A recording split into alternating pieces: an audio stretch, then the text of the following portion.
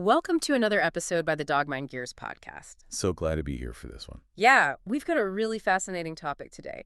So I want you to imagine bringing home this sweet, gentle rescue dog. Oh, I love those. Right. And everything is just perfect for months. I mean, they're loving, they're playful, they've completely settled into your routine. Sounds ideal. It is. But then one day, a friend walks into your house wearing like just a standard baseball cap, and your dog absolutely panics. Right, total meltdown. Yeah, they cower, they shake, maybe they even start growling. And the thing is, they have never met this friend before. And your friend definitely hasn't hurt them. Exactly. So you're standing there wondering, what exactly is happening inside that dog's brain? It's a scary moment for everyone in the room. It really is. So welcome to this deep dive. Today we are unpacking a really incredible, sometimes heartbreaking, but ultimately hopeful article. It's a great piece. Yeah, it's from Dogazilla magazine, written by Simon Tracy, and it's titled, "Do Dogs Remember People Who Hurt Them Before?" Such a powerful question. It really is. We are going on a mission today to completely unpack the profound power of canine emotional memory. And to really understand that panic over just a simple baseball cap, we kind of have to start by tearing down our own assumptions about how memory actually works. Right, because dogs don't remember things the way we do they? Not at all. You and I, as humans, we rely really heavily on episodic memory. So we remember our past as like a narrative. Right, like a story. Exactly. If you think back to a childhood vacation, you can visualize the whole timeline. Yeah. You know, packing the car, driving to the beach, the people you were with. It's a chronological story. Yeah, I can picture that perfectly. But dogs, they do not have this kind of narrative movie projector playing in their heads. Yeah. They aren't sitting on their dog beds, gazing out the window and like ruminating on their tragic backstory. Right. The article makes it very clear that dogs rely on what is called long-term associative memory. And that is driven almost entirely by emotional triggers. So if a dog doesn't have a movie playing in their head, I imagine their memory is less like a video recording and more like a series of intense sensory bookmarks. Oh, I like that. Bookmarks. Yeah. They see a specific trigger, and the brain just flips straight to that bookmark and instantly pulls up the emotion attached to it. That's a great way to look at it. Yeah. Let's actually take that bookmark idea a step further because it perfectly illustrates how dogs remember people who hurt them through associative learning. Okay. How so? Well, it's not just a quiet paper bookmark. In these cases, it is a blaring biological fire alarm. Oh, okay. Yeah. When a dog experiences severe harm, the emotional weight of that event completely bypasses the logical reasoning parts of the brain. It just skips it entirely. Completely.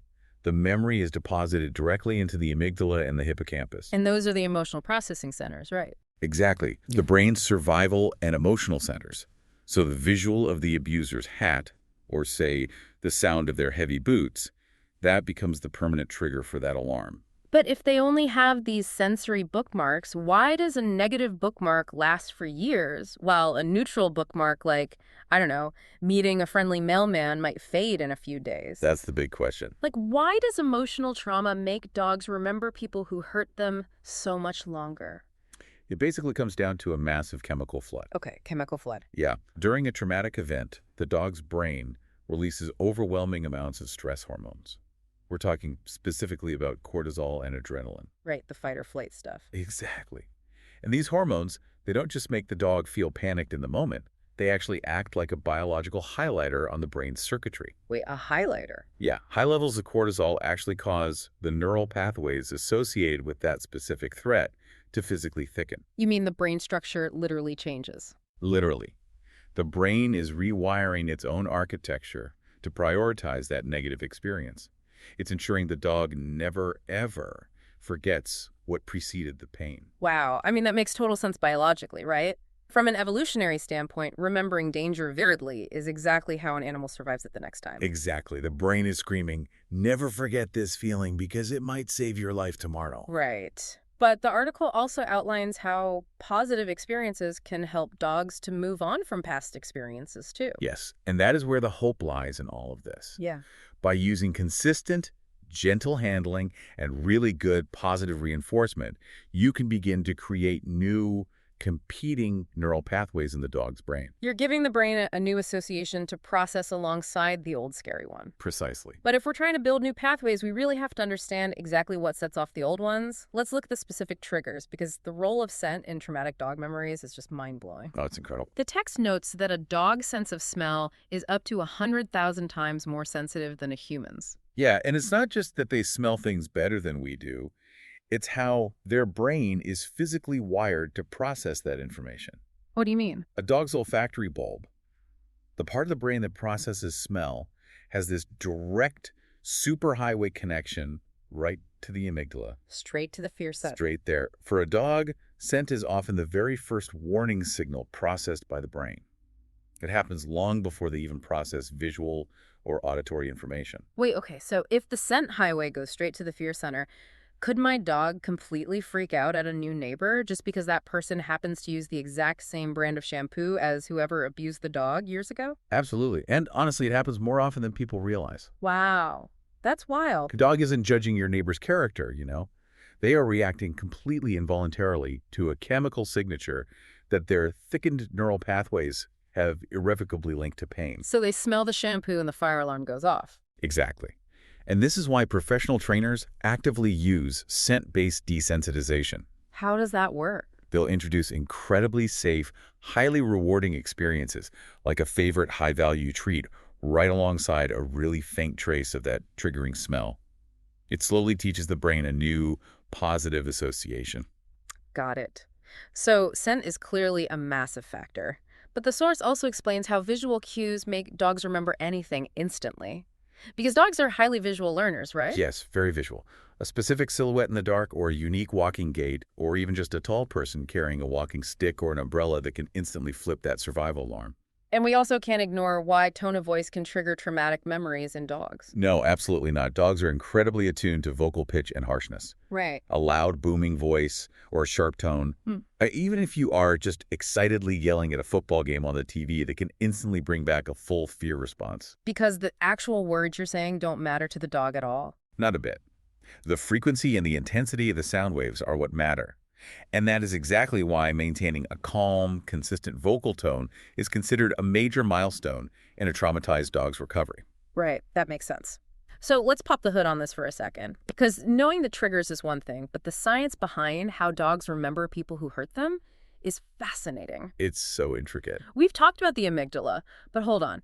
If the amygdala is physically hardwired with cortisol and adrenaline to never forget a threat, aren't dog trainers just teaching the dog to suppress a permanent reflex? Like, are they actually changing the dog's mind? Okay, that is a phenomenal question. Because it sounds permanent. You are right that you cannot just delete a thickened neural circuit. The role of the amygdala in a dog's memory is to form a permanent associative imprint. Right. The article actually highlights a case study of a rescue dog named Max who panicked around men wearing baseball caps. His amygdala formed a permanent imprint linking that visual cue to fear. So the hat equals pain. Always. And even after years in a safe, loving home, that neurological imprint persisted. Wow. So when trainers use counter-conditioning, they aren't actually erasing Max's old fear pathway. So what are they doing? They are actively building a new, stronger, and more rewarding neural pathway right next to the old one. Oh, I see. Over time, with enough repetition, the brain learns to default to the new pathway because it leads to safety and rewards rather than exhausting panic. It's also really interesting why dogs remember people who hurt them differently than other animals. Yes, the species difference is huge. Like, if a dog gets into a bad scrape with another dog at the park, they might be nervous for a bit, but they usually just move on. But trauma from a human seems to cut so much deeper. It really does. And that basically comes down to thousands of years of evolution. Really? Evolution? Yeah, dogs have evolved to form a deeply natural, symbiotic bond with humans. So when a human inflicts pain on a dog, it shatters this fundamental biological expectation of partnership. It's like a betrayal. Exactly. It's processed in the canine brain as a deep psychological betrayal.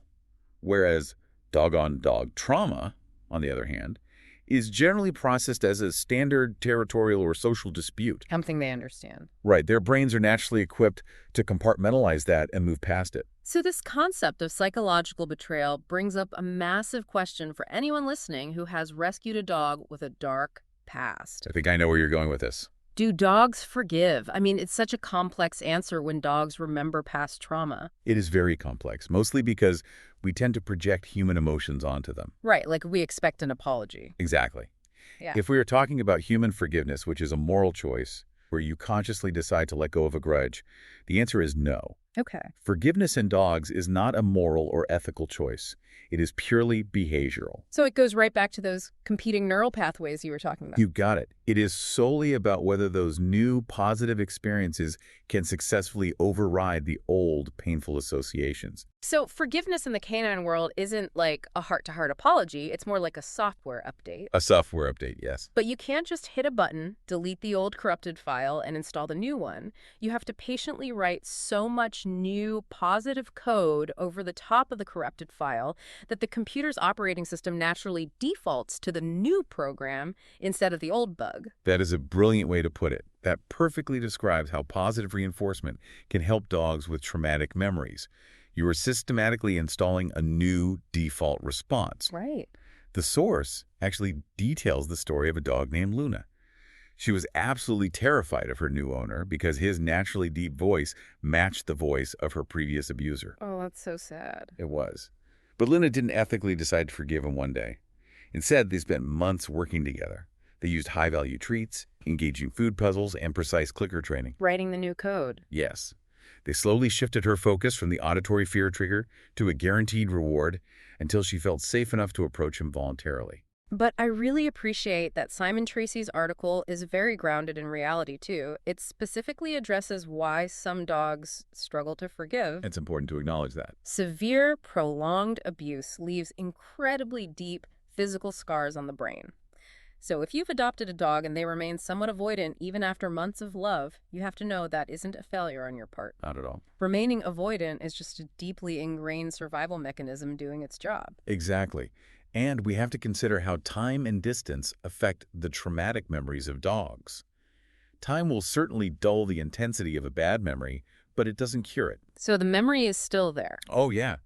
A sudden, unexpected reintroduction to a trigger, like a stranger leaning over them abruptly, that can bring all that original fear rushing back to the surface in a millisecond. Which perfectly transitions into the role of body language when dogs remember people who hurt them, because we humans often accidentally trigger those corrupted files simply by the way we physically exist in a room. We do it all the time without realizing it. We might think we are communicating love, but our body language is saying something completely different to the dog. Dogs are absolute masters of microbody language.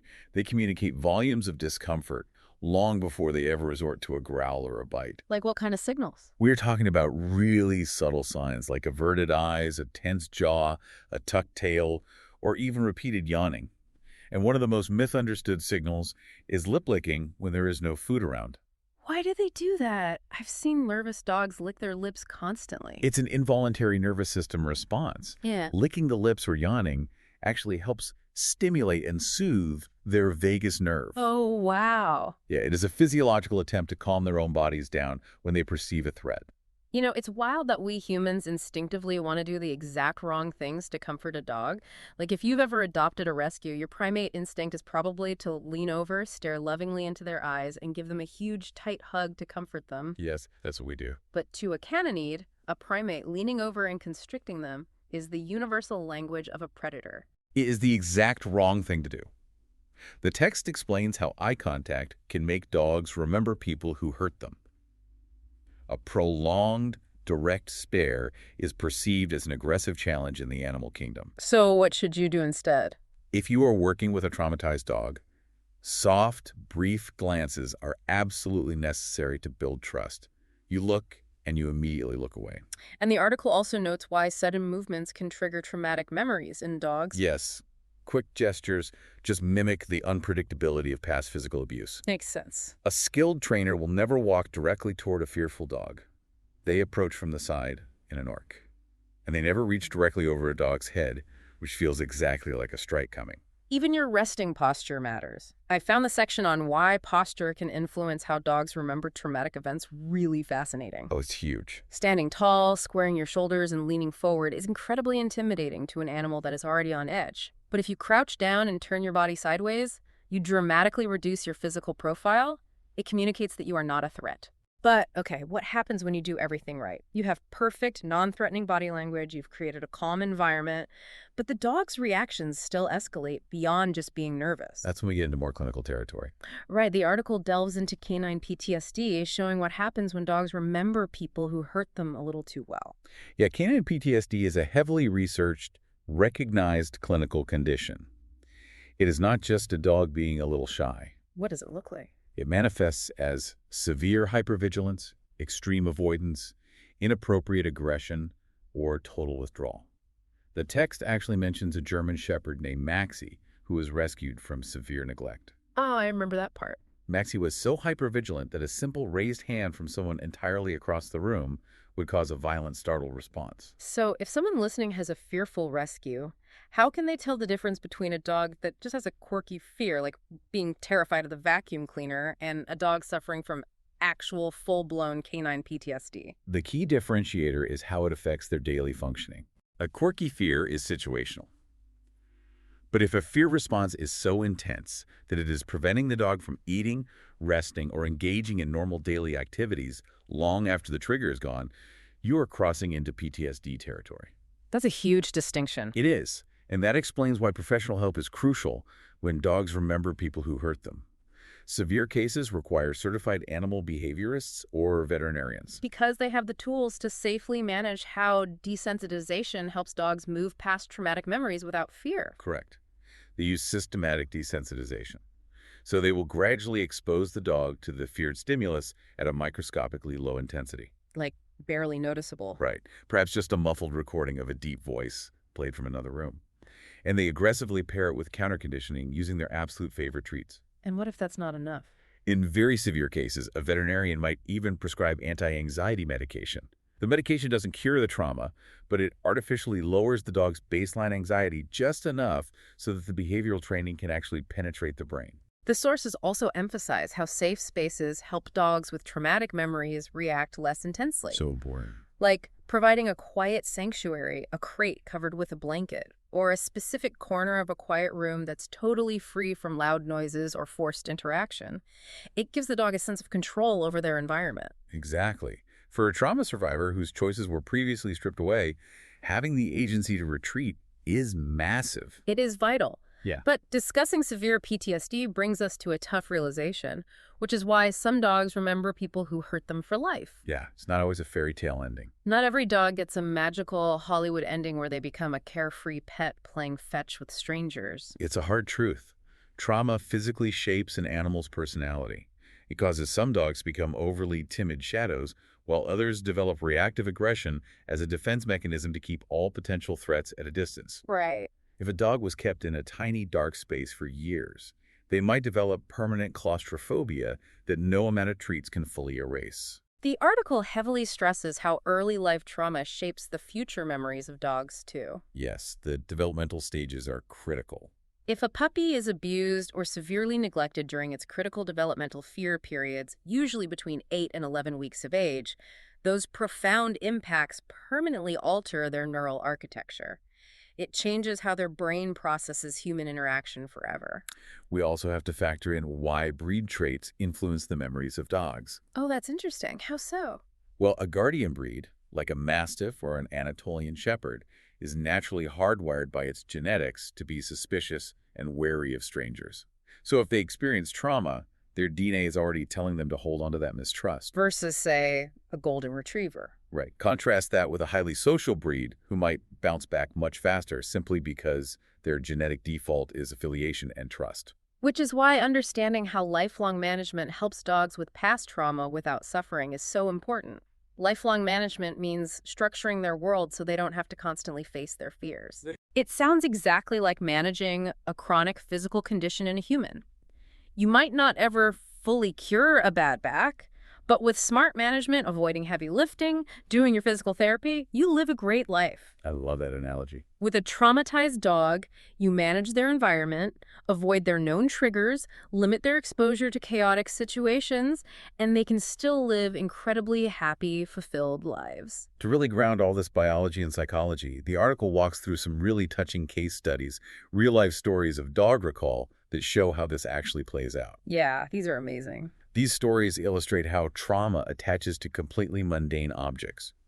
Take the story of Rumi, for example, and her journey overcoming a fear of brooms. Right.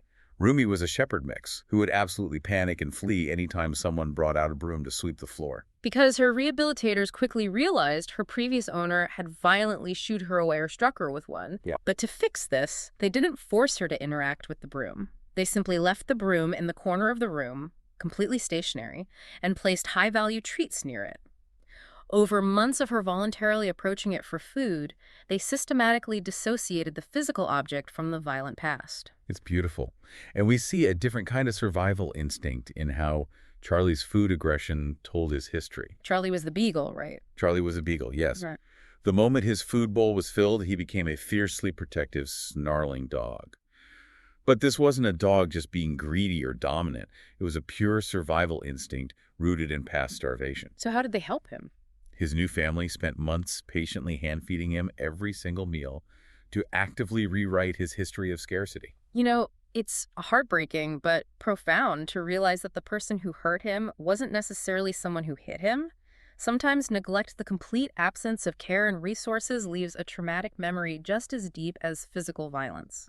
And finally, there was the transformation of Buddy from fear to trust.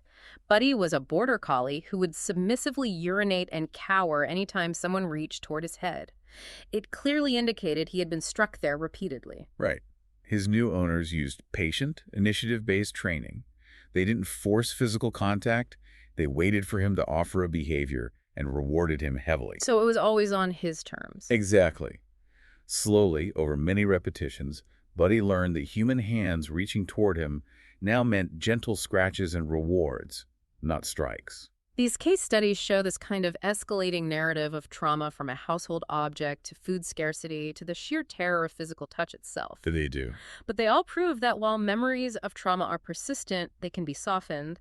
The goal isn't to magically erase the dog's past.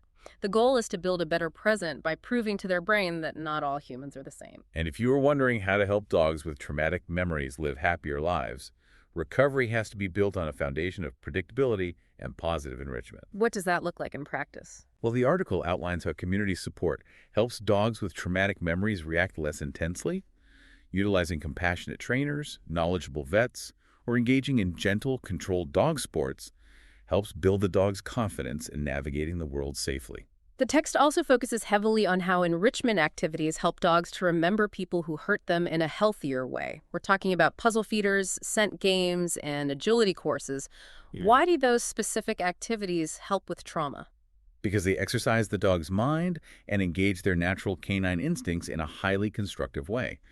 When a dog is deeply focused on solving a food puzzle or tracking a scent, their brain naturally releases dopamine. The feel-good chemical. Right, which organically reduces anxiety. Right. It channels their nervous, hypervigilant energy into a specific task, creating positive, rewarding associations with the environment and with the human who is providing the game. So pulling all these threads together, the biology, the body language, the routines, what is the ultimate takeaway for the listener trying to help a traumatized rescue dog? Because the author stresses why consistency in care helps dogs with traumatic memories so much. Yeah, unpredictability is the absolute enemy of a traumatized nervous system. If feeding, walking, and training happen on a strict, reliable routine, the dog's brain can finally stop scanning the horizon for danger. They know exactly what to expect. Yes, and that predictability is what allows the nervous system to finally relax. As we look at these final thoughts on turning pain into trust, we have to acknowledge it is a long journey. There will be setbacks. Always. But earning the trust of a dog whose brain is literally hardwired to expect pain from humans, it truly is one of the most profoundly rewarding things a person can experience. It is incredible to witness that transformation. But, all of this research leaves me with one final, very provocative thought to consider. Oh, what's that? Well, if a dog's memory is so intensely tied to scent and emotional survival, and we know their olfactory system is powerful enough to physically smell our human stress hormones, Wait. how much of a traumatized dog's recovery is actually dependent on the human learning to manage their own invisible stress and anxiety when they enter the room? Wow. Thank you for listening. And if you have any questions, visit the source article by Dogazilla magazine at dogazilla.com.